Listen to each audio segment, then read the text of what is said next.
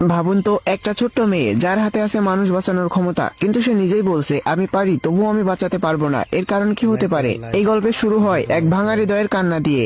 এক বৃদ্ধা মৃত্যুর সঙ্গে লড়ছে, চারিদিকে নামকরা ডাক্তার, অধ্যাপক, কিন্তু সবাই অসহায়। তখন হঠাৎ সামনে আসে এক ছোট্ট মেয়ে সুইয়ে। সে কাপা কণ্ঠে বলে, সিজিয়ে আপনি তো পারেন, পাহাড়ের সেই ছোট্ট বাচ্চাকেও আপনি বাঁচিয়েছিলেন, তাহলে আমার নানিকে কেন নয়? এই প্রশ্নে ঘরটা স্তব্ধ হয়ে যায়, কারণ সবাই জানে সুইয়ে এই মেয়েটি সাধারণ কেউ নয়। তার হাতে আছে হারিয়ে যাওয়া এক রহস্যময় সুচিকিৎসা। কিন্তু সুইয়ে মাথা নিচু করে বলে, দুঃখিত, আমি হাত তুলতে পারবো না।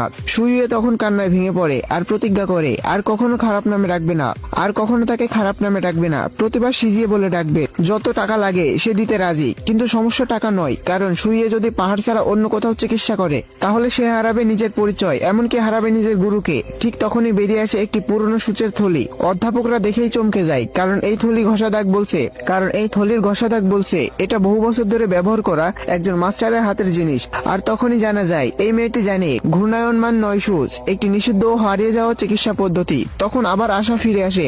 পরিবারের কর্তা সামনে এসে ঘোষণা করে, আজ যা হবে সব দায়িত্ব আমার, এই মেয়েটি নির্দোষ। এই কথায় ঘর থমকে যায়। সবাই তাকিয়ে থাকে সুইয়ের দিকে, একদিকে গুরু, অন্যদিকে একজন মৃত্যু পথযাত্রী বৃদ্ধা। মেয়েটি তখন সেখান থেকে চলে যেতে থাকে, কিন্তু তার সামনে ভেসে ওঠে পুরনো দিনের স্মৃতি, একের পর এক ঘটনা। শেষ পর্যন্ত সুইয়ে চোখ বন্ধ করে বলে, গুরু আমাকে ক্ষমা করবেন, আপনি আমাকে